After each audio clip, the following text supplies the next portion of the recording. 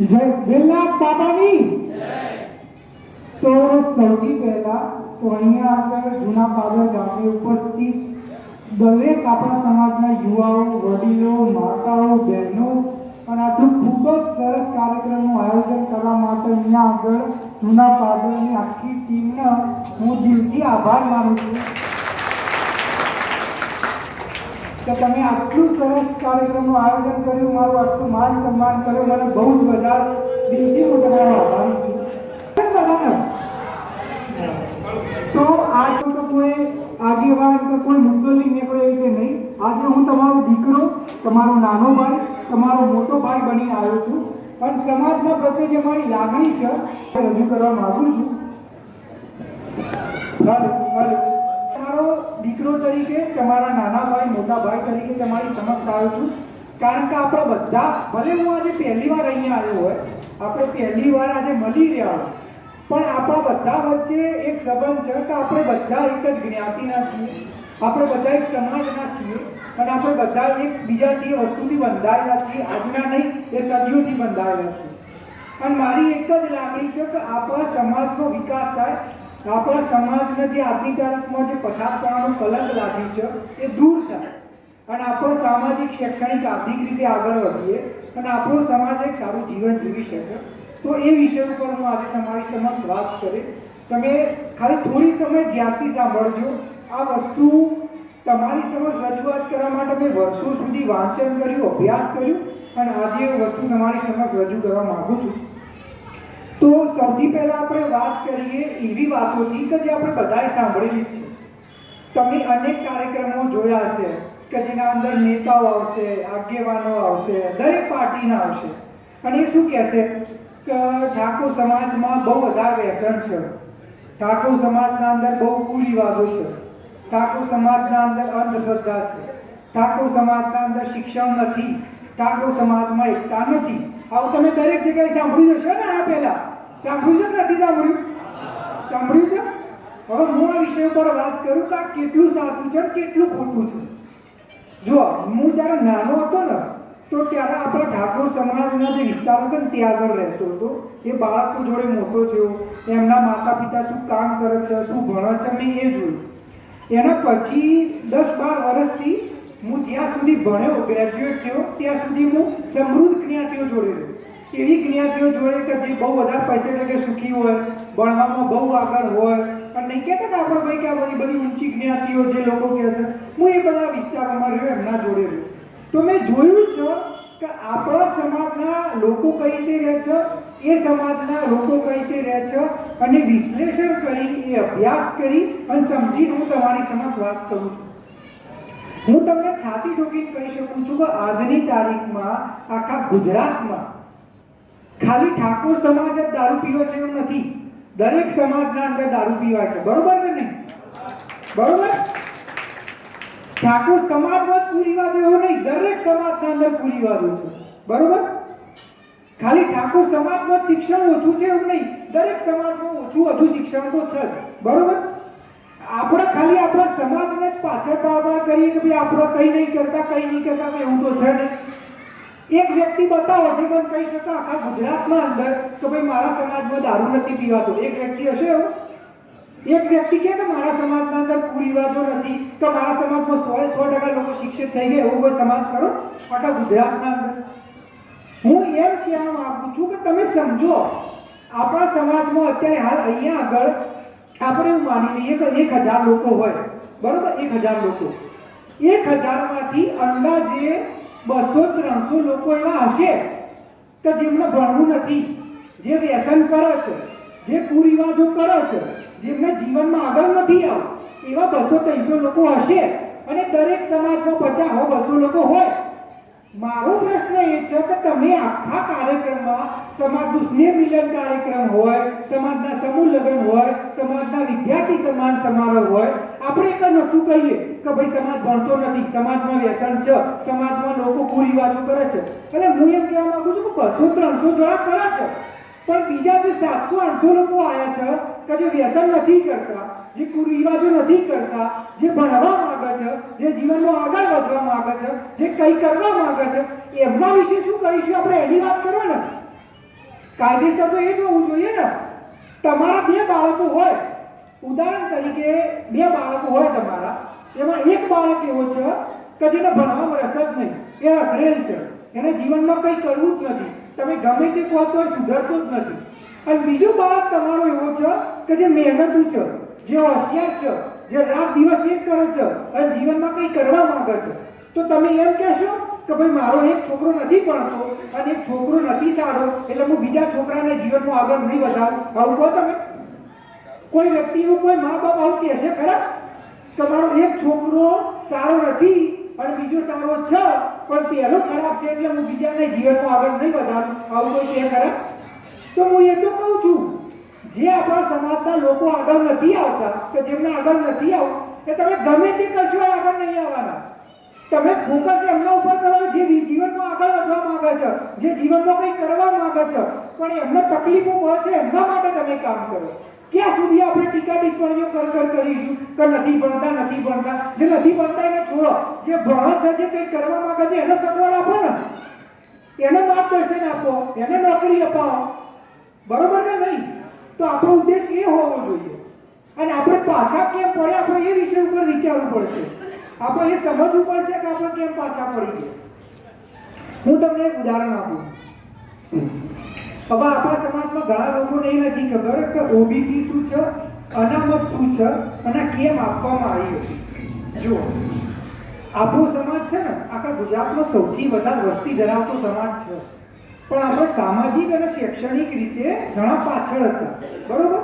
છેલ્લા 20-30 વર્ષમાં આપણે સમાજના બહુ બધા આગેવાનો હતા, સમાજના શિક્ષિત જાગૃત લોકો હતા, એમને મહેનત કરી, એમને એક વસ્તુ ખબર પડી કે ભાઈ સમાજમાં જો પ્રગતિ કરવી હશે ને તો એના માટે શિક્ષા અને રોજગાર. આપણે ઘણી બધી વાર એવી વાતો કરીએ કે આપણે વ્યસનબંધી કરવી જોઈએ, કુરિવાજો કરવા જોઈએ, કે પછી સમાજમાંથી અંધશ્રદ્ધા દૂર કરવી જોઈએ. મારું એવું ચોક્કસપણે માનવું છે કે આ બધી વસ્તુઓના સમાધાન અલગ નથી. તમે કોઈ પણ વ્યક્તિને એકવાર શિક્ષા અને રોજગાર આ બે વસ્તુ આપી દો ને તો પછી એ વ્યસન હોય, કુરિવાજો હોય, અંધવિશ્વાસ હોય, બધી વસ્તુ દૂર જતી રહે. તમારે એને શિક્ષણ અને રોજગાર આપવું પડે. તમે વાત સાંભળી જશે કે કોઈ પણ વ્યક્તિ હોય ને નવરો બેઠો હોય એને ખોદવા, જો એને જીવનમાં કરવા માટે કંઈ જ ના હોય, જ્યારે એને જીવનમાં કંઈ કરવા માટે સપનું ના હોય, કંઈ ધગસ ના હોય, એટલે શું કરે કે નવરો બેસી રહ્યો હોય એટલે પાનના ગલ્લે જઈને બેસે, વ્યસનો કરશે, સિગરેટ પીશે, બીડી પીશે, દારૂ પીશે અને એમાં જે આગળ વધ્યા જશે, બરોબર કે નહીં? પણ તમે વિચાર કરો, જો એ જ વ્યક્તિને તમે સારું ભણાવ્યું અને તમે સારી નોકરી અપાવી દીધી તો એ વ્યક્તિ જોડે સમય હશે ખરા વ્યસન કરવા માટે? એ વ્યક્તિ શોખ કરશે પણ વ્યસન નહીં કરે. એ સવારે ઉઠીને એને ખબર હશે કે ભાઈ મારે નોકરી ધંધા જવાનું છે, મારે રોજગાર કરવાનો છે, મારા બાળકોનું જીવન કરવાનું છે, તો આપણો ફોકસ એમને શિક્ષા રોજગાર આપવાનો હોવો જોઈએ, બાકી બધું તો ઓટોમેટિક છૂટી જશે. તો આપણે એનું મૂળ કારણ સમજવું પડે. દરેક સમાજોના અંદર થોડી ઘણી બદલીઓ હોય, પણ એ સમાજો શું કરે કે ભણેલા ગણેલા હોય, શિક્ષિત હોય, સવારે 9-10 વાગે નોકરી જતા હોય, રાતે 7-8 વાગે આવે. 7-8 વાગે પછી એમને કોઈ બી સપોઝ કરો કોઈ વ્યક્તિ હોય તો હા ભાઈ સિગરેટ પીતો છે, આરતી કરતો છે, કોઈ પીને સૂઈ જાય. એના આખા દિવસ ખબર કે મારે કામ ધંધો કરવાનો. જે વ્યક્તિ નવરો બેઠો હોય એ વસ્તુ 24 કલાક કરે. એટલે વ્યસનનો કે કુરિવાજોનો આ બધાનો એક જ સમાધાન છે, તમે એને ભણાવો, નોકરી અપાવો. જો આ બે વસ્તુ કરશો તો ઓટોમેટિક બધી વસ્તુ છૂટી જશે. સાચી વાત કે ખોટી વાત? હાથ ઊંચો કરીને જણાવો, સાચી વાત કે ખોટી વાત? એટલે આપણે મૂળ કારણ સમજવું પડશે. ખાલી કહેવાથી કે બંધ થઈ જાય નહીં થાય. આપણે મૂળ કારણ સમજવું પડશે. અને આપણે એ જ વસ્તુ પર હું અહીંયા વાત કરવા માટે આવ્યો છું.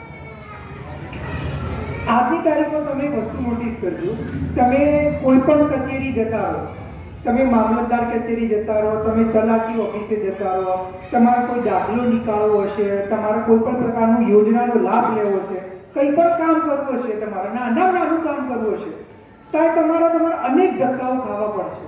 તમે એક વાર જશો એટલે કે આ નથી, બીજી વાર જશો એટલે કે કાલે આવજો, પછી કે સાહેબ રજા ઉપર છે. તમે એટલા ધક્કા ખાશો કે તમને એમ લાગશે કે ભાઈ આ યોજનાનો લાભ નથી લેવો, એક કામ કરો મને ઘરે જવા દો, કારણ કે કંઈ મળવાનું નથી. આવું કેમ થાય છે? આવું એટલા માટે થાય છે કે તમારા જે અધિકારીઓ છે કે જે લોકો ત્યાં આગળ બેઠા છે એ તમારા છે જ નહીં, એમને તમારા પ્રત્યે લાગણી જ નહીં. તમે ત્યાં આગળ જઈને ઉભા રહેશો એમને શું ફરક પડે?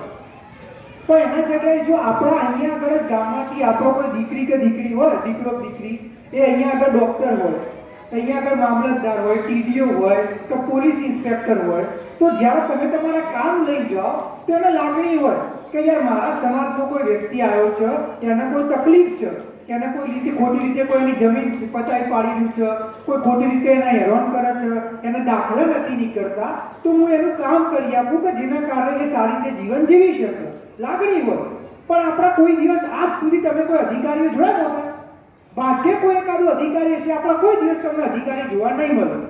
આપણા કોન્સ્ટેબલ હશે, ક્લાર્ક હશે, તલાટી હશે, પણ મામલતદાર, DDO, deputy collector, DYSP, IAS, IPS જોયા કદી તમે?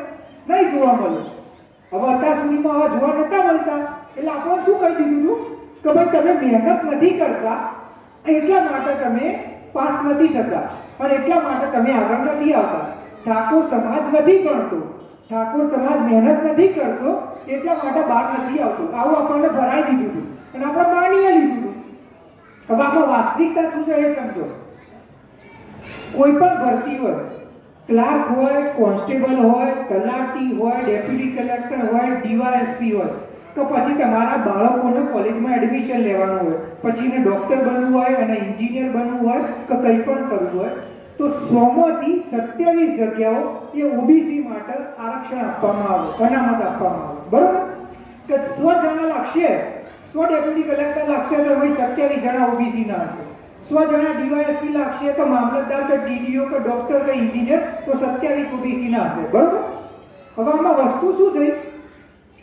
1978 ના અંદર સરકારે સર્વે કર્યો કે ભાઈ આ 27% સીટો તો આપીશું, પણ કઈ જ્ઞાતિનો આપીશું? તો એના પર 82 જ્ઞાતિઓ આવી. એ 82 જ્ઞાતિમાં આપણે હતા, કોળી સમાજ હતું, દેવી પૂજક સમાજ હતા. બરોબર કે નહીં? એ આપણા માટે હતી, આપણા બાળકો માટે હતી. પણ એ વખતે અમુક સમૃદ્ધ જ્ઞાતિઓ એ ભણેલી હતી, ગણેલી હતી, એમના જોડે બધા સંસાધનો હતા, અધિકારીઓ હતા. એમને કેવું લાગ્યું કે યાર ઠાકોર સમાજ માટે અનામત આપી દીધી, અમને તો અનામત નહીં મળે, અને કાયદેસર એમને મળવી નથી જોતી કારણ કે સમૃદ્ધ હતા. પણ એમને એવું હતું કે ઠાકોર સમાજને આપો છે તો અમારા અંદર ભાગ પડાવવા જવું છે. અને એમના આગેવાનોએ, એમના નેતાઓએ સામ દામ દમ ભેદ જે કરવું પડે કર્યું, આંદોલનો કર્યા ગુજરાતમાં, અને ગમે તે કરી અને ઓબીસીમાં આવી ગયા આપણા જોડે. હવે ફરક તમે સમજો. આપણા સમાજમાં દીકરા દીકરીઓ એ સરકારી શાળામાં ભણે, એને સગવડ ના હોય. આપણા સમાજના કોઈ અધિકારી ના હોય કે તેને માર્ગદર્શન આપી શકે કે શું ભણવું, શું ના ભણવું, કઈ રીતે તૈયારી કરવી, કઈ નહીં. એના માટે લાઇબ્રેરીઓ ના હોય, એના માટે શિક્ષણ સંસ્થાઓ ના હોય. એ બિચારો રાત દિવસ મહેનત કરે અને પછી તૈયારી કરે. બરોબર? અને બીજી બાજુ એવી જ્ઞાતિઓ કે જેમના તો deputy collector, DYSP, IAS, IPS અધિકારીઓ હોય, જેમના જોડે દરેક જગ્યા ઉપર લાઇબ્રેરીઓ, શિક્ષણ સંસ્થાઓ, જે સારામાં સારી સોસાયટીમાં રહેતી હોય, સારામાં સારી રીતે જીવન જીવતી હોય. તમે આજે ઠાકોર તરીકે ગમે તેટલા ભણે, હું ઠાકોર તરીકે ગમે તેટલો ભણેલો હોય, ગમે તેટલો મહેનતુ હોય, વ્યસન ના કરતો હોય, પૈસે ટકે સુખી હોય, અને તોય જો હું કોઈ સારી સોસાયટીમાં ઘર લેવા જાય તો હું ઠાકોર છું એટલે નહીં આપો. હા કે ના? થાય કે નથી થતું? અને એ જ જગ્યાએ આ સમૃદ્ધ જ્ઞાતિઓ એ બધી જગ્યાએ સોસાયટીમાં રહેતી હશે, ત્યાં આગળ રહેશે, ત્યાં આગળ ભણશે, ત્યાં આગળ ધંધા કરશે, અને ખાલી અનામતનો લાભ લેવા માટે આપણા જોડે આવી જશે. હા કે ના? હવે આનાથી શું થાય? આપણો બાળક રાત દિવસ મહેનત કરે, સગવડ વગર, કોઈ સંસાધનો વગર, અને પેલા બધી સગવડ હોય, બધી માહિતી હોય, માર્ગદર્શન હોય, અને પછી તૈયારી કરે, અને પછી આપણા જોડે સ્પર્ધા કરે, અને પછી પાસ થઈ જાય અને કે અમે મારા મહેનતથી પાસ છે. અરે ભાઈ, તમે આટલી બધી જો મહેનતથી પાસ થતા હતા તો અમારો ભાગ લેવા માટે ઓબીસીમાં શું કરવા માટે આવે? તમે અમારા જોડે કાયદેસર આપણા ભાગની નોકરીઓ, આપણા ભાગની શિક્ષણ સંસ્થાઓમાં આજની તારીખમાં કેટલા દીકરા દીકરીઓ છે કે જે 12મા ધોરણ પછી કોલેજમાં એડમિશન લઈ અને ડોક્ટર બની શકે, એમબીબીએસ બની શકે અને વિદેશ જઈ શકે, પણ એ લોકોને સીટો જ નહીં મળતી. એમની જગ્યા લોકો લઈ લે છે, કે જેના કારણે આપણા બાળકો બિચારા જે ડોક્ટરમાં જવું જતું હતું એને બીએચએમએસ કે બીએમએસ કે ડેન્ટલ કરવું પડે છે, પૈસા જ નથી હોતા એમના જોડે. તમે વિચારો કરો, આવી રીતે આપણા સમાજના હજારો લોકોના સપના તૂટી ગયા, હજારો લોકોના. અને લોકો આ વસ્તુ સમજતા નહીં. લોકો એમ કહે છે કે ભાઈ તમે મહેનત નહીં કરતા, અને પેલા બહુ મહેનત કરી. એટલે હું એમના જોડે રહેલો છું, એક જ્ઞાતિના જોડે રહેલો છું, એક જ્ઞાતિઓના વચ્ચે ભણેલો છું, કે એમના અંદર કોઈ મોર નહીં મૂક્યા. આપણે 12 કલાક ભણીએ તો એ 12 કલાક જ ભણવા છે, અને આપણે જેટલી મહેનત કરી શકીએ તો એટલી જ કરી શકીએ, કોઈ અલગ નહીં કરતા. એમના જોડે સગવડો વધારે છે, માર્ગદર્શન વધારે છે, અને એમના જોડે આપણા જોડે જે ભેદભાવ થાય છે એ એમના જોડે નથી થતો. એટલા માટે આગળ છે, આપણે પાછળ રહી ગયા છીએ. આજની તારીખમાં કોઈ ઠાકોર સમાજના દીકરા દીકરીને કઈ જીવનમાં આગળ કરવું હોય, તમે વિચાર કરો તો હાલ એને માર્ગદર્શન આપવા માટે સંસ્થાઓ ખરી આપણા જોડે? એમના જોડે બધું જ છે, અને એટલા માટે આપણને એના બધો લાભ આપવામાં આવે છે, પણ એ આપણો લાભ લઈ જાય છે, એ નોકરીઓ લઈ જાય છે, અને જેના કારણે આપણે પાછળ રહી જઈએ છીએ, અને આપણે વસ્તુ સમજી નથી શકતા. આપણને એવું શીખવાડી દીધું કે તમે મહેનત નહીં કરતા, એટલે 10-10, 12-12 કલાક સુધી સવાર સાંજ મજૂરી કરીએ છીએ, આટલું કરીએ છીએ, પછી પાછળ રહી જઈએ છીએ. તમે મારી ભૂલો કાઢ કરશો. આપણે વસ્તુ સમજવી પડશે કે આપણા સમાજને જાણી જોઈને પાછળ રાખવામાં આવે છે. કેમ પાછળ રાખવામાં આવે છે? કે તમે ભણેલા નહીં હોય, તમારા જોડે નોકરી નહીં હોય, તો ચૂંટણી સમય 2-5 લાખ રૂપિયા આપશે, અને પછી તમને ખુશ કરીને વોટ લઈ લેશે. જો તમે ભણેલા હોય, જો તમે શિક્ષિત હોય, જો તમારા જોડે નોકરી હોય, તમે મહિને 50,000 કમાતા હોય, તો 2-5 લાખ રૂપિયામાં વોટ કઈ દે આપશો તમે? એટલા માટે તમને જાણી જોઈ નોકરી નથી અપાતી કે તમે 2-5 લાખ રૂપિયામાં વેચાવાનું બંધ ના કરો. અને એટલા માટે આ ચાલતું આવ્યું છે, અને એટલા માટે હું તમને એક વસ્તુ કહેવા માટે આવ્યો છું. કેમ આપણા દીકરા દીકરીઓ અને આપણે એટલા સક્ષમ ના થઈ ગઈએ કે આપણે કાલ કોઈ પણ કાર્યક્રમ કરવો હોય, સમાજ માટે શિક્ષણ સંસ્થાઓ બનાવવી હોય, લાઇબ્રેરી બનાવવી હોય, મંદિર બનાવવું, તો આપણા જોડે પૈસા જ નહીં હોતા. આપણે દાન લેવા માટે ફરવું પડે છે કે કોઈ દાન આપે તારા બનાવી. કેમ? પૈસા જ નથી સમાજ જોડે. પૈસા ક્યારે આવશે? જ્યારે આપણે સારી નોકરીઓ કરતા હશું, જ્યારે મહિને 50,000 લાખ રૂપિયા કમાતા હશું, તો આપણે કોઈના જોડે પૈસા લેવા જવું પડશે? ધારાસભ્ય 5 લાખની ગ્રાન્ટ આપો તો જ આપણું ઘર બને, કે તો જ શિક્ષણ સંસ્થાઓ બને. આપણે પૈસા ના કાઢી શકીએ સમાજ તરીકે, પણ એના માટે નોકરી લાગવું પડશે. આપણને જાણી જોઈ પાછળ રાખવામાં આવે છે. આજની તારીખના અંદર કોઈ પણ સરકારી ભરતી આવે, કોઈ પણ કોલેજમાં એડમિશન થાય, તમારે મારી વાત વિશ્વાસ ના આવતો તમે જોઈ લો, ઓબીસીમાં આવતી અમુક જ્ઞાતિઓ એ કાયદેસર એટલી બધી સમૃદ્ધ છે, એટલી બધી સક્ષમ છે, એટલી બધી સગવડો છે કે એ આપણા જોડે હોવી જ ના જોઈએ, પણ એ આપણા જોડે ખોટી રીતે આવી જાય છે, અને આપણી મોટા ભાગની અનામતનો લાભ લઈ જાય છે, મોટા ભાગની. અને જેના કારણે આપણે પાછળ રહી જાય છે. આપણે એના માટે સમજવું પડશે ઓબીસી વર્ગીકરણ શું છે. આપણે ખાલી એક જ વસ્તુ કહી રહ્યા છીએ કે ભાઈ 100 માંથી 27 જગ્યાઓ આવે છે, કાયદેસર એના અંદર અમારા બાળકો લાગવા જતા હતા, બરોબર કે નહીં? ઠાકોર સમાજના બાળકો લાગવા જોતા હતા, તો નોકરી કરવા જોઈતા હતા, પણ એ નથી લાગી રહ્યા. એ બિચારા 1 માર્ક્સ 2 માર્ક્સ 5 માર્ક્સથી રહી જાય છે, અને બીજા લોકો એ નોકરીઓ લઈ જાય છે. જો એ 27 માંથી આપણને 22% અનામત અલગ આપી દેવામાં આવે, તો હું તમને ગેરંટી આપું છું કે આવતા 5 વર્ષમાં અત્યારે હાલ આપણા જેટલા લોકો નોકરીએ લાગે છે સરકારમાં, એના 5 થી 10 ગણા લોકો નોકરીએ લાગશે. દરેક તમે કોઈ પણ જગ્યાએ જશો, તમને હાલ જેટલા લોકો હાલ 200 કોન્સ્ટેબલ લાગતા હશે ને, તો સીધા આપણા સમાજના 800,000 કોન્સ્ટેબલ લાગશે. આપણો એક ડેપ્યુટી કલેક્ટર નહીં લાગતો હોય તો દર વર્ષે 2 થી 3 ડેપ્યુટી કલેક્ટર લાગશે, ડીવાયએસપી લાગશે, મામલતદાર લાગશે. તમારે કચેરીઓમાં જઈને ધક્કા નહીં ખાવા પડે. એક ધારાસભ્ય બને તો 5 વર્ષ માટે બને. જો એક અધિકારી 25 વર્ષે બને તો 58 વર્ષે રિટાયર થાય. 33 વર્ષ સુધી સમાજનું કામ કરી શકશે, 33 વર્ષ માટે. ધારાસભ્ય સાંસદ બનવા સારી વસ્તુઓ, પણ અધિકારી જેટલા વધારે બનાવીશું ને, ધારાસભ્ય સાંસદ દરેક ગામડામાં એ કામ નહીં કરે, પણ દરેક ગામડાના અંદર તલાટી ક્લાર્ક તમારો છે ને, તમારા કામ થઈ જશે, બરોબર કે નહીં? અને તમારું ઘરે સુધરી જશે. એટલા માટે સમજો કે જરૂરી શું છે. અને આ જે હું માંગણી કરી રહ્યો છું ને ઓબીસી અનામત વર્ગીકરણની, આ નવી માંગણી નથી. મારો જન્મ નતો થયો એના પહેલા માનનીય સુપ્રીમ કોર્ટે એવું કહેલું છે કે ભાઈ ઓબીસીમાં આવતી બધી જ્ઞાતિઓ સરખી નથી, બરોબર? અને એટલા માટે ઓબીસીમાં વર્ગીકરણ કરો. તમે જે ઓબીસીમાં જે થોડી જ્ઞાતિઓ પાછળ હોય એમને એક ભાગ આપી દો, અને જે ઓબીસીમાં આગળ જ્ઞાતિ હોય એમને એક ભાગ આપી દો, કે જેના કારણે દરેકનો વિકાસ થાય. આ સંવિધાનિક વસ્તુ લોકો બાબા સાહેબની વાતો કરે કે બાબા સાહેબ આંબેડકર સંવિધાન આ બાબા સાહેબ આંબેડકરે જે સંવિધાન આપ્યું એમાં જ લખેલું છે કે આ થવું જોઈએ. અને આજની તારીખના ભારતના 11 રાજ્યોમાં વસ્તુ અમલમાં છે. ભાજપ હોય કે કોંગ્રેસ હોય, આ બધી પાર્ટીઓ બીજા રાજ્યમાં અમલમાં મૂકી દીધું છે અને ત્યાં આગળ લોકો લાભ લઈ રહ્યા છે. પછી હરિયાણા હોય, મહારાષ્ટ્ર હોય, આંધ્રપ્રદેશ હોય, તેલંગાણા હોય, પણ ગુજરાતમાં અમલમાં નથી. કેમ નથી? કારણ કે આપણે આ વસ્તુની માંગણી નથી કરી, જેના કારણે આજની તારીખમાં આપણે પસાર થઈ ગયા છીએ. જો આપણે અવાજ બુલંદ કરીએ અને માંગણી કરીએ તો આપણને આપણો અધિકાર મળશે જ. આપણે સમજવું પડશે. કોઈ પણ સમાજ જ્યારે અત્યારે હાલ આપણા સમાજ જોડે કંઈ પણ શોષણ થાય, ઉદાહરણ તરીકે જૂના પાદર ગામના આપણા સમાજના કોઈ જગ્યાએ આપણા જોડે અન્યાય થયું, માની લો કે આપણા સમાજના કોઈ લોકોના ઘર તોડી કાઢ્યો, બરોબર, કે બાળકને માર્યો, ઓકે. હવે એ વખતે આપણા સમાજનો બહુ જ ગુસ્સો હશે કે ભાઈ ઠાકોર સમાજ જોડે અન્યાય થયો, અમે બદલો લઈશું, અમે ચૂંટણીમાં જે લોકો અમારો સાથ નહીં આપ્યો એને હરાવી દઈશું, બરોબર. હવે જે લોકો છે ને એમને ખબર છે કે અત્યારે હાલ અમને જેટલો ગુસ્સો કરવો હોય કરવા દો, કઈ વાંધો નહીં. ચૂંટણી સમય જઈને અમારે 5-10 લાખ રૂપિયા જ ખર્ચવા નહીં અને બધું શાંત થઈ જશે.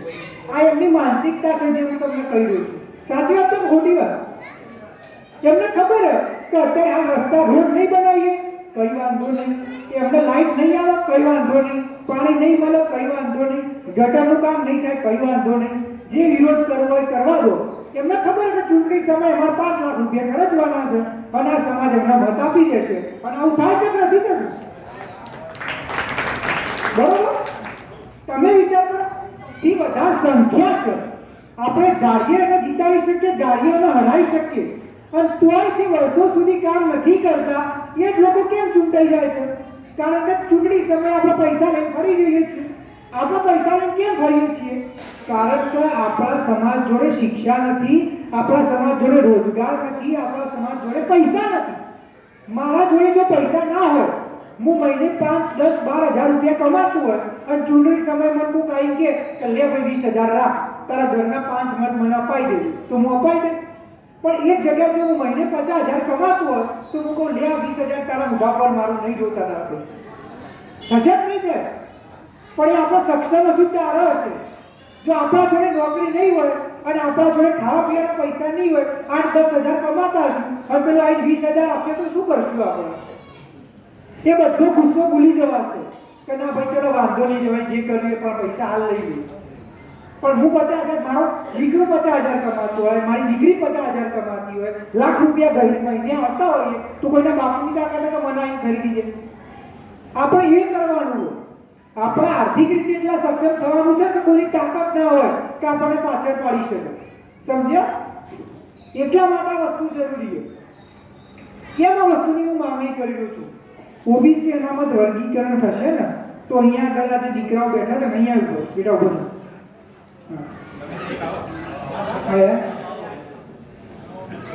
શું નામ છે તારું?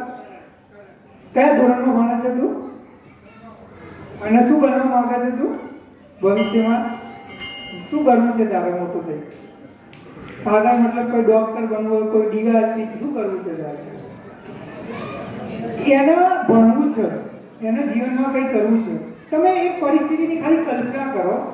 આ છોકરો છે છતાંય 9માં ભણે છે, સપોઝ બહુ મહેનત કરે પણ 10મામાં બહુ સારા ટકા લાવે, 90% લાવે, પછી 12મામાં 85% લાવે અને એનું સપનું હોય કે આખા ગુજરાતની સારામાં સારી કોલેજમાં મારે એડમિશન લેવું છે અને ત્યાં આગળ ભણી અને મારે ડૉક્ટર બનવું હોય, બરાબર? આવું સપનું લે. હવે શું થશે? આજની તારીખમાં શું થશે?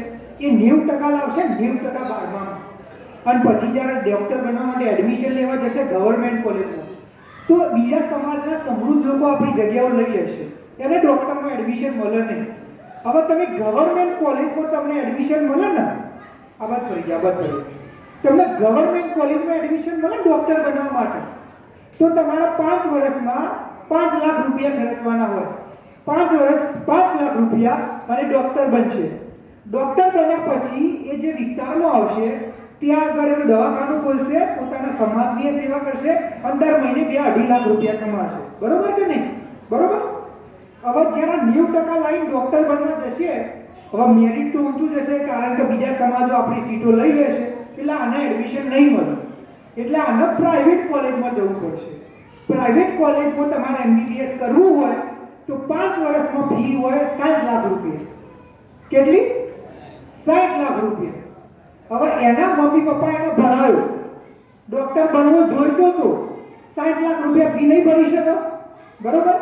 60 લાખ ફી નહીં ભરે એટલે એડમિશન નહીં મળે. એડમિશન નહીં મળે એટલે જે વ્યક્તિ ડોક્ટર બની શકતો હતો એ ડોક્ટરના જગ્યાએ કોઈ પણ નાની મોટી જગ્યાએ કોલેજમાં એડમિશન લઈ લેશે, અને એને ફાર્મસી કે પછી આપણે જે દુકાનની ખોટા મેડિકલ એ કામ કરશે. બરોબર? આ જ વ્યક્તિ જે ડોક્ટર બનવો જોતો હતો એને મેડિકલની દુકાન ખોલવી પડશે, કારણ કે અનામતની નીતિ સાચી નથી. આપણા જોડે આવા ભેદભાવ થાય ને આવો અન્યાય થાય. જો આ ડોક્ટર બન્યો હોત અને ડોક્ટર બની જ્યારે એના ગામડે આવત તો આખા ગામડાના જે લોકો હતા ને એને જોવત કે ભાઈ અમારા સમાજમાંથી એક દીકરાએ રાત દિવસ મહેનત કરી, એને પરિશ્રમ કર્યો, એના માતા પિતાએ પ્રયત્ન કર્યા, એ ડોક્ટર બન્યો, અને આજે ડોક્ટર બન્યો અને મહિને 2-3 લાખ રૂપિયા કમાયા. મહિને 2-3-4 લાખ રૂપિયા કમાય છે. તો આને જોઈ અને બીજા મા બાપ એના બાળકોને તૈયારી કરાવો કે ભાઈ આ ડોક્ટર બન્યો ફલાણા ભાઈનો, તો અમારા છોકરાને એમાં ડોક્ટર બનાવો. થોત ને ના થોત ને. પણ આ જ્યારે ડોક્ટર નહીં બને, આ ડોક્ટર નહીં બને અને આ જ્યારે જીવનમાં આગળ નહીં કરી શકે, એટલે આજુબાજુ વાળા શું વિચારશે ખબર? કે આ તો ફલાણા ભાઈનો છોકરો કરણ રાત દિવસ મહેનત કરી 90% લાવ્યો અને ડોક્ટર બનવા મોકલ્યો તો અનકમ્પાઉન્ડર બની પાછો આવી ગયો. બરોબર? એટલે જે લોકો પોતાના બાળકોને ભણાવતા નતા એમને તો મોકો મળી ગયો કે ભાઈ અમને ભણાવીને શું દાન મળી હતી, અમે નહીં ભણાયા તોય મજૂરી કરે, આ ભણાવીને મજૂરી કરે તો એ કામો નહીં જ ભણાવે. આ માનસિકતા થાય. પણ એક જગ્યાએ જો ડોક્ટર બને ને તો 2 દિવસ સુધી બાજુવાળાને વિચાર આવો કે 2 દિવસ સુધી કે યાર મેં મારા છોકરાને રખડાયો, આજે 15,000 રૂપિયા ગલ્લાઓ કમે કર અને 3 લાખ રૂપિયા કમાય છે. પછી એ બાજુવાળો હોય ને એના બીજા બાળકને ભણાવો અને અમને કહે કે ભાઈ મારે તમારા છોકરા જેવું ડોક્ટર બનાવો છો. હા કે ના? આવી રીતે સમાજમાં પ્રગતિ આ રીતે થાય. એક વ્યક્તિ તમારા ગામમાંથી એક વ્યક્તિ ડોક્ટર બને, એક વ્યક્તિ ડેપ્યુટી કલેક્ટર બને, એક વ્યક્તિ પોલીસ ઇન્સ્પેક્ટર બને, એક વ્યક્તિ મામલતદાર બને, તો એને જઈ બીજા 500 જણા પ્રેરણા લે કે ના લે? પણ એ બળદદાર પ્રેરણા લે. એ કેમ નથી બની શકતા? કારણ કે રાત દિવસ મહેનત કરી અને જ્યારે નોકરી મેળવવાની હોય તે વખતે બીજા નોકરીઓ લઈ જાય છે. એટલે મહેનત કરી ઘેર પાછો આવશે. અને જે લોકો હતા કે જેમને બાળકોને નતા ભણાયા એમને તો મોકો મળી ગયો કે ભાઈ આ ભણી ગણીને કઈ શકતા એના કરતી અમારો નહીં ભણતું. આ વસ્તુ થઈ રહી છે આપણા સમાજમાં. આ વસ્તુ થઈ રહી છે, આપણે સમજવી પડશે. આપણા સમાજમાં 100 બાળકો છે ને તો 100 માંથી હું માનું છું 100 માંથી 50 બાળકો નથી ભણતા કે જીવનમાં આગળ નથી વધવા માંગતા, જવા દો એને. પણ જે સમાજમાં 50 બાળકો ભણે છે, જે જીવનમાં 50 બાળકો કંઈ કરવા માંગે છે, પછી દીકરા હોય કે દીકરીઓ હોય, એમને તમે આગળ લઈ જાઓ, એમને નોકરી અપાવો, એમને ડોક્ટર બનાવો, ડેપ્યુટી કલેક્ટર, ડીવાયએસપી બનાવો. જ્યારે એ વ્યક્તિ ડેપ્યુટી કલેક્ટર, ડીવાયએસપી, ડોક્ટર, મામલતદાર બનીને એના ગામડામાં જશે ને તો જે લોકો અત્યાર સુધીમાં પોતાના બાળકોને રખડાતા હતા એમના બાળકોને 4 લાફા મારશે અને કહેશે કે તું અહીંયા આગળ બેહી રહ્યો અને પેલો ડેપ્યુટી કલેક્ટર બનીને આવ્યો, અને એમના જ બાળકને પછી ભણાવશે. હા કે ના? આ રીતે સમાજમાં બદલાવી છે. અને હું અહીંયા તમારે એટલે જ કહેવા માટે આવ્યો છું કે આ મહેનત કરશે, આ ભણશે, 90% લાવશે, અને જો પછી એ ડોક્ટર નહીં બની શકે તો ભૂલ એની નહીં, ભૂલ આપણા સમાજની કે આપણે એને એડમિશન ના આપી શકીએ.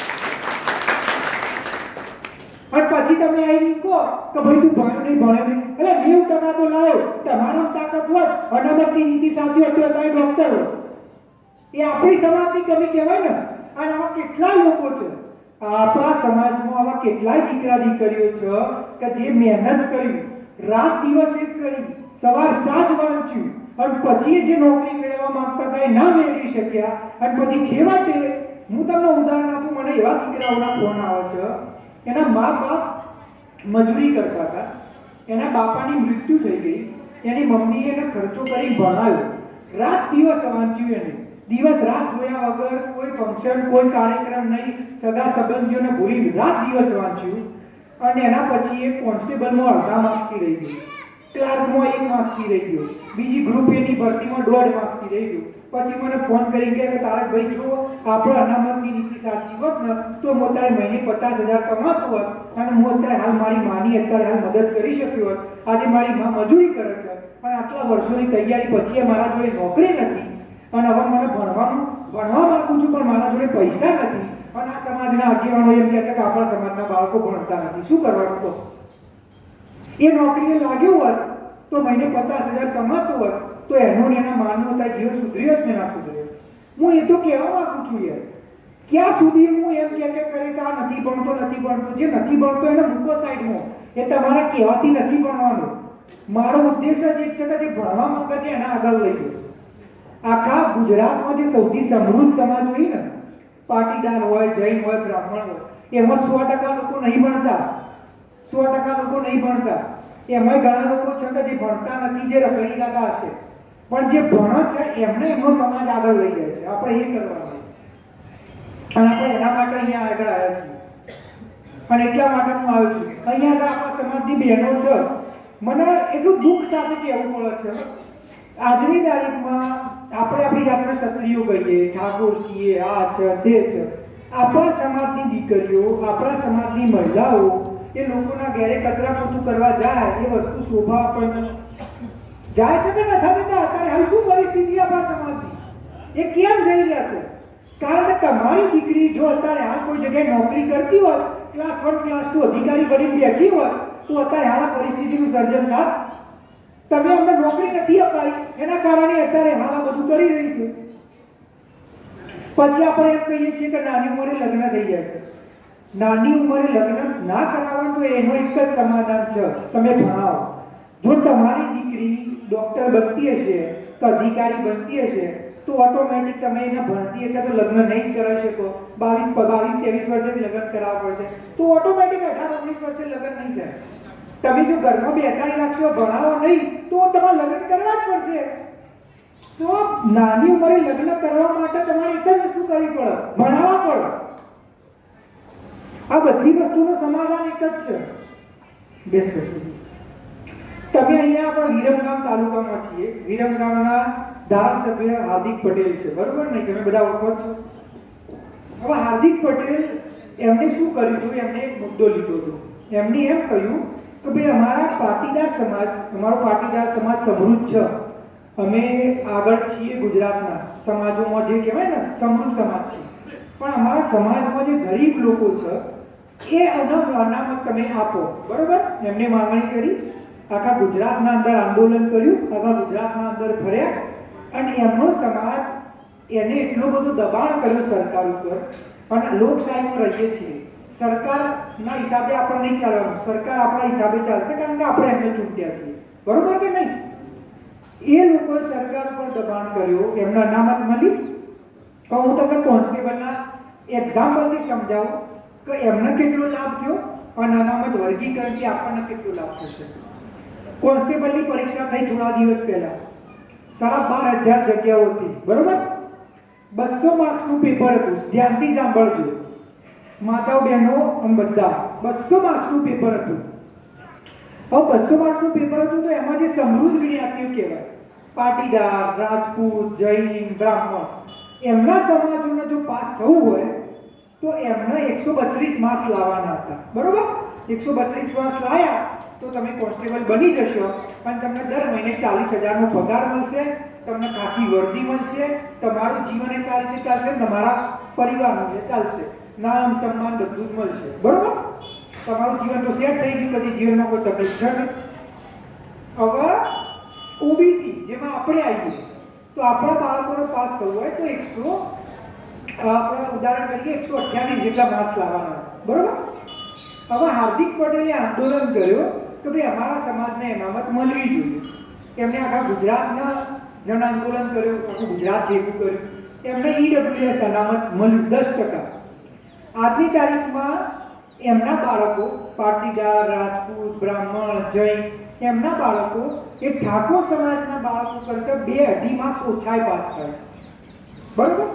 આપણા સમાજ કે જેના જોડે સગવડ નથી, અધિકારીઓ નથી, આર્થિક રીતે પાછળ છીએ, આપણા સમાજને પાસ થવા માટે 128 માર્ક્સ અને એમના સમાજના અનામત મળી, એમના સમાજના બાળકો આપણા કરતાં 2-2.5 માર્ક્સ ઓછાય પાસ થાય. હવે તમને લાગશે તારકભાઈ 2-2.5 માર્ક્સમાં શું આટલી બધી તમે ચિંતા કરો છો? આ જે પરીક્ષા હોય ને એમાં 1 માર્ક્સમાં 1000 બાળકો રહી જાય. એક જ માર્ક્સમાં 125માં જો જેટલા લોકો લાગતા હોય ને તો 126માં 1000 લોકો પાછળ જતા રહેશે. 1000. બરોબર? એમની અનામત માંગણી કરી, આપણે એનો કોઈ વાંધો નહીં. અહીંયા સમસ્યા શું થાય છે?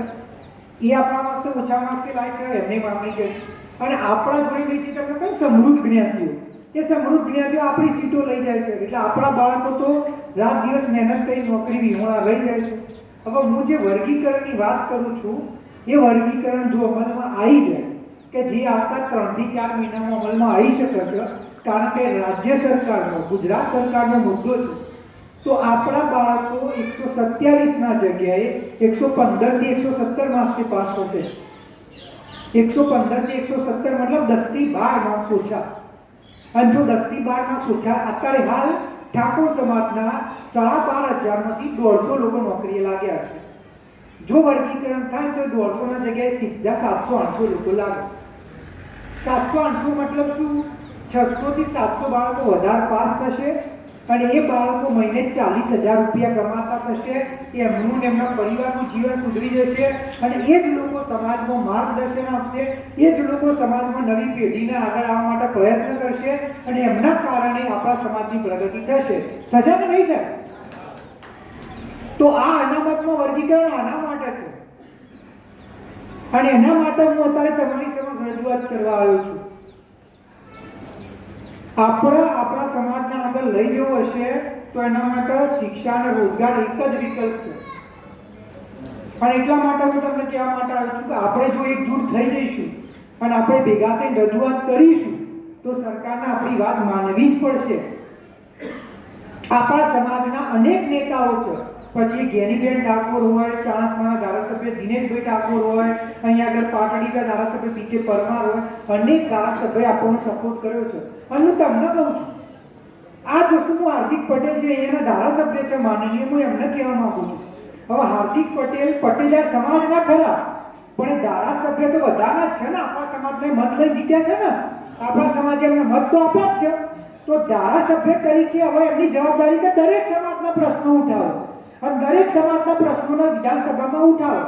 જેમ એમના સમાજ માટે અનામત લેવા નીકળ્યા હતા એમને અપાઈ, તો એ જ રીતે હું અહીંયાથી હાર્દિક પટેલ સાહેબને કહું છું અને તમને કહું છું કે અમે હાર્દિક પટેલ સાહેબને કહો કે સાહેબ તમે અત્યારે વિરમગામના ધારાસભ્ય છો, વિરમગામમાં ઠાકોર સમાજની સૌથી વધારે સંખ્યા છે, અમારા સમાજ જોડે અન્યાય થાય છે, અમને અનામત નથી મળતું અને આ વસ્તુ સંવિધાનિક છે, તો તમે જ્યારે વિધાનસભા જાઓ ઓબીસી અનામત વર્ગીકરણ વિશે બોલો. કેમ ન બોલી શકો? બીજા ઠાકોર સમાજના તો બોલશે જ, કોળી સમાજના બોલશે, બોલવું જ પડશે, પણ બીજા સમાજના જે નેતા હોય આપણા મત નહીં લેતા. આપણા મતથી જીતે છે નથી જીતતા? ઠાકોર સમાજના મત વગર અહીંયા જીતી શકાય? ના જીતી શકે ને વિરમગામમાં. તો એમની જવાબદારી નથી એના વાતનો રજૂઆત કરો. આપણો મુદ્દો ખોટો હોય તો ના બોલે, સાચું હોય તો બોલી શકે, ના બોલી શકે. હવે તમારી જવાબદારી છે ને તમને અમને રજૂઆત કરો કે સાહેબ આવતી વખતે વિધાનસભા જાઓ એટલે અમારી રજૂઆત કરવાની છે તમારે. કેમ ના કરી શકો? મુદ્દો સાચો છે, આપણા મતથી તમે જીત્યા છો. અંતે હું તમે બધાએ મને ધ્યાનથી સાંભળ્યો, માતાઓ બહેનો અહીંયા ઉપસ્થિત છે, હું એક જ વસ્તુ કહું. આજે જો આપણે નહીં જાગીએ ને તો આવતા 10 થી 20 વર્ષમાં આપણા છોકરાઓ નાના મોટા મજૂરી, ટપાટિયા આ બધું તો હાલ કરી જ રહ્યા છે, એનાથી ખરાબ પરિસ્થિતિ થશે. આપણી દીકરીઓ અત્યારે હાલથી લોકોના ઘેર કચરા પોતું કરવા જવાની નોબત આવી ચૂકી છે, એનાથી ખરાબ પરિસ્થિતિ થશે. અને આપણો સમાજ કે જે અત્યારે હાલ આપણે પોતાની જાતને આપણે ગર્વ કરીએ છીએ કે ભાઈ અમે ક્ષત્રિય છીએ, અમે ઠાકોર છીએ, મારા રજવાડા હતા, પણ જો આવતા 10 વર્ષમાં આપણા જોડે આપણા ખેડૂતને ખાવા માટે જમીન નહીં હોય તો આપણા જોડે શું વધશે? તમે મને કહો. આજના જમાનામાં સૌથી વધારે જો સૌથી તાકાતવર કોઈ હથિયાર હોય તો એ શિક્ષણ છે. અને કોઈ પણ વ્યક્તિ હોય ને, હું તમને હજી કહું, તમને કોઈ પણ વ્યક્તિ મળે ને, કોઈ આગેવાન મળે, ધારાસભ્ય મળે, એમ કે સમાજમાં દારૂ બહુ પીવાય છે, વ્યસન બહુ છે, કુરિવાજો બહુ છે, એમને એક જ વસ્તુ કહેજો કે સાહેબ આ બધું વસ્તુ છે, અમને ખબર છે, પણ આ બધી વસ્તુઓનું એક જ સમાધાન છે, શિક્ષા અને રોજગાર. અને એનું એક જ સમાધાન છે વર્ગીકરણ. વર્ગીકરણ ક્યારે કરાવશો એની વાત કરો, બીજી વાતો પછી કરજો. આપણે કહી શકીએ કે ના કહી શકીએ એમ? એટલે હું તમારી સમક્ષ એક જ વસ્તુ કહેવા માટે આવ્યો છું કે હવે સાથે મળીએ બે વસ્તુ કરવાની છે. એક તો આપણા સમાજના જે બાળકો, જે દીકરા દીકરીઓ જીવનમાં કંઈ કરવા માંગે છે, મહેનત કરે છે, એમને લાઇબ્રેરીઓ બનાવો, શિક્ષણ સંસ્થાઓ બનાવો, એમને ભણાવો, એમને માર્ગદર્શન આપો. પણ આ બધું કર્યા પછી જો એમના અનામતનો લાભ નહીં મળે તો એ પાછળ રહી જશે. અને ના રહી જાય એના માટે ઓબીસી અનામતમાં વર્ગીકરણ કરો. જો આ કરાવી દઈશું તો આવતા 5 વર્ષમાં આપણા સમાજની પ્રગતિ એટલી હશે ને કે જેની કોઈ કલ્પના નહીં હોય. આવતો જે કાર્યક્રમ તમે કરશો ને એમાં હું નહીં આવું, તમારા જ ગામમાંથી કોઈ વ્યક્તિ હશે કે જે પોલીસ ઇન્સ્પેક્ટર કે ડીવાયએસપી કે મામલતદાર બન્યો છે એને અહીંયા બેહીને તમને માર્ગદર્શન આપતો હશે. એ વસ્તુ કરવાની મારા આવવાની જરૂરત નહીં પડે. અહીંયા આગળ ત્યાં કરવાના છે ડોક્ટર બનશે તો તમારા ગામડામાં કોઈ વ્યક્તિનો ક્ષમતા હશે નહીં અલગ વસ્તુ, પણ જો તમે એને માર્ગદર્શન આપશો તો કોઈ પણ વસ્તુ કોઈ પણ કરી શકે. બરોબર કે એટલીસ્ટ તમે પ્રયત્ન તો કરો. તમે બધા અહીંયા આગળ આટલા ટૂંક સમયમાં આટલું ખૂબ સારી મિટિંગનું આયોજન કર્યું. હું તમને એક જ વસ્તુ કહીશ, જેટલી બી જગ્યાએ આપણા સમાજના આ વિષય પર મેં બહુ ઊંડાણપૂર્વક વાત કરી છે, માહિતી આપી છે, દરેક વ્યક્તિઓને કહીશ કે જો આજે તમે અહીંયા મિટિંગમાં આવ્યા, કાલે તમે તમારા કામ ધંધા રોજગારમાં જતા રહેશો, હું બીજા કોઈ વિસ્તારમાં જતો રહીશ, પણ આપણા વચ્ચે સંપર્ક રહેવો ખૂબ જરૂરી છે. એટલે દરેક વ્યક્તિઓ કોઈ ફેસબુક વાપરતું હોય, ઇન્સ્ટાગ્રામ વાપરતા હોય, યુટ્યુબ વાપરતા હોય, તારક ઠાકોર તમે ખાલી સર્ચ કરજો, આપણું પેજ આવી જશે. એના ઉપર હું રોજ બધી માહિતી, બધી વિગતો, બધા વિડીયો મૂકતો રહું છું. એને જોજો, એને સમજજો, એને તમારા આપણા સગા સંબંધીઓ જેટલા હોય, જેટલા લોકો આપણા મુદ્દા સાથે જોડી શકતા હોય એમને માહિતી આપજો. અને વધુમાં વધુ લોકોને સાથે જોડજો. તમારા કોઈ પણ સગા સંબંધી પરિવારના લોકો ના હોવા જોઈએ કે જે આ મુદ્દા વિશે ના જાણતા હોય. બરોબર? કોઈ પણ કાર્યક્રમમાં જાઓ એમના વિશે વાત કરો, જરૂર પડે તમે મને ફોન કરો. આ છેલ્લી મીટિંગ નથી, આપણે પાછી મીટિંગ કરીશું, અમદાવાદ જિલ્લાની કરીશું. અને આપણા આવતા 6 થી 12 મહિનામાં જ્યારે પણ શક્ય હશે આપણે ગાંધીનગર ખાતે મોટી મીટિંગ કરવાના છીએ, જેમાં 50,000 લાખ લોકો આવશે. અને ત્યારે તમારે બધાને જેટલા થાય એટલા વધુ 5 થી 10 લોકોને લઈને આવવાનું. બરોબર? આવશો કે નહીં આવો? એટલે હું એક જ વસ્તુ કહેવા માંગુ છું કે લોકો આપણને ગમે તે કહે છે તમે દારૂ પીઓ છો, તમે ભણતા નથી, એ વાતને ના માનો. એમનું કામ જ છે કે આપણને નાસીપાસ કરવા અને આપણને નાસીપાસ કરીને આપણા ભાગની નોકરીઓ, આપણા ભાગની જમીનો અને આપણા ભાગનું બધું લઈ લે. એટલે એમને એક જ વસ્તુ કહેવાનું કે ભાઈ અમે દારૂ પીએ છીએ ને તેના કરતી વધારે તમે પી રહ્યા છો, એટલે પોતાના કામથી કામ રાખો. અમારા સમાજની પ્રગતિ કઈ રીતે કરવાની અમારી જવાબદારી, અમે કરાવીશું. અને એના માટે વર્ગીકરણ કરાવવાનું અને દરેક વ્યક્તિને સાથે મળીને યોગદાન આપવાનું. હવે તમે બધા ઊંચો કરી કહો કે હાથ કા વર્ગીકરણ થવું જોઈએ, ના થવું જોઈએ. અને હું તમને ચાંદી ડોબીને ગેરંટી આપું છું, જો આ રીતે આપણે માહિતી આપતા રહીશું, લોકોને સાથે જોડતા રહીશું અને આપણે સાથ આપીશું તો આવતા 6 મહિનામાં વર્ગીકરણ અમલમાં આવશે. અને આવતી વખતે જ્યારે મીટિંગ કરીશું ત્યારે તમારા અહીંયામાંથી કોઈ વ્યક્તિ હશે કે જે અધિકારી બનીને અહીંયા બેઠો છે. જય માતાજી, જય ઠાકોર સમાજ. આ બધાએ મને દિલથી સાંભળ્યો છે, દિલથી આભાર. અને આ એક રિક્વેસ્ટ હતી તમને દરેક, 2 મિનિટ તો 2 મિનિટ પણ અત્યારે તમે ખાસ